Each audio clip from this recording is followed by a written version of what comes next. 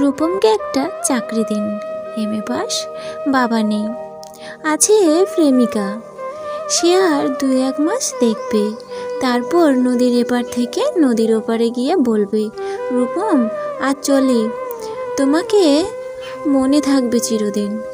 রূপমকে একটা চাকরি দিন, যে কোনো কাজ, পিয়নের কাজ হলেও চলবে।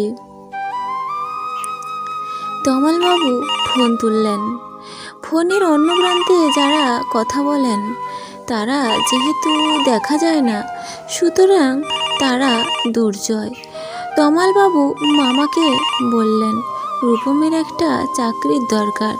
মামা বললেন কাকাকে, কাকা বললেন জ্যাঠাকে, জ্যাঠা বললেন বাতাসকে। মানুষ জানলে এরকম, কিন্তু বাতাস জানলে প্রথমেই ছুটে যাবে দক্ষিণে।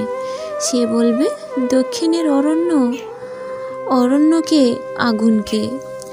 আগুন গেল আলিমুদ্দিন স্ট্রিটে। আলিমুদ্দিন ছুটল নদীকে বলার জন্য। নদী এসে আছড়ে পড়ল উপকূলে। আর সমুদ্র হিমাচল বলে উঠল, রূপমকে একটা চাকরি দাও। এমএ পাশ করে বসে আছে ছেলেটা। কয়েক মাস বাদের ঘটনা। আমি বাড়ি ফিরলাম সন্ধেবেলায়। গলির মোড়ে 7-8 জনের জটলা দেখে থমকে দাঁড়ালাম। জল থেকে সদ্য তুলে আনা রূপমের ডেড বডি, সারা গায়ে ঘাস, খড়কুটো, হাতের মুঠোয় ধরে থাকা একটা 1 টাকার কয়েন। পাবলিকের বুথ থেকে কাউকে ফোন করতে চেয়েছিল রূপম। ভারত সরকারের 1 টাকা কয়েনের দিকে আমার চোখ। সারা গায়ে সবুজ ঘাস, ঘাস নয় অক্ষর।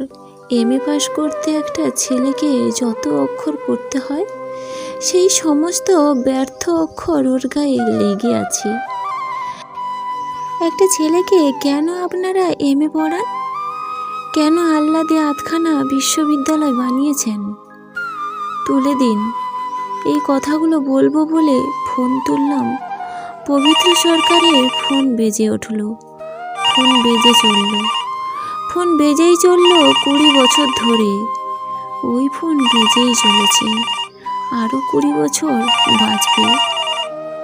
বাতাস বলছে অরণ্যকে, অরণ্য চলেছে নদীর দিকে। নদী উপকূল থেকে আছড়ে পড়ে বলল, রূপমকে একটা চাকরি দিন। কে রূপম? রূপম আচার্য, বয়স 26, এমএ পাস। বাঁ দিকের গালে একটা কাটা দাগ আছে।